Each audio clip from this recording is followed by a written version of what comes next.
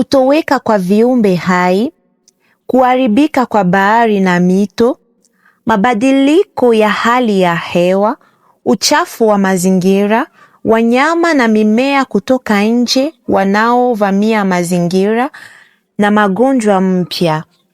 Leo watu wengi wanazungumza kuhusu mambo haya.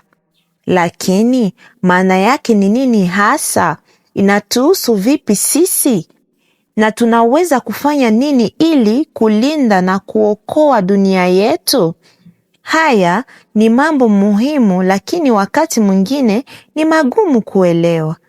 Ndiyo maana tutayachunguza pamoja katika vipindi 18.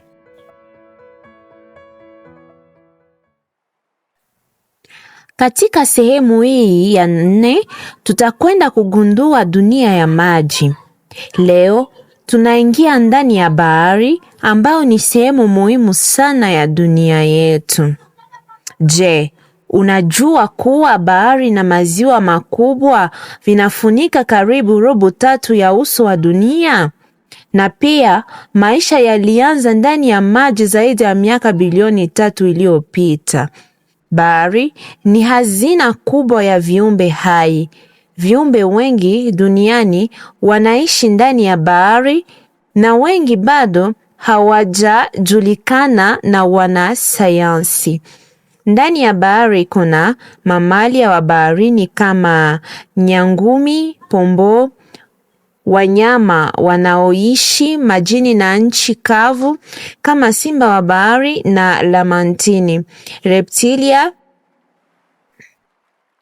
reptilia kama kobe wa bahari, ndege wa baharini wanaosafiri mbali sana.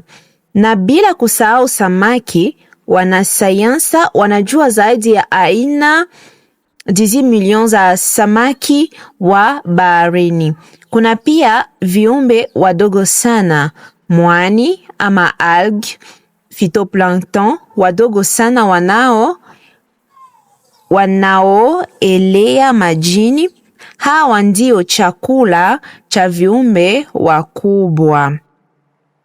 Kuna pia zooplankton, wanyama wadogo kama krill. Katika bahari kila kiumbe kinategemea kingine. Hii inaitwa mlolongo wa chakula au chaîne alimentaire. Bahari pia ina mazingira tofauti.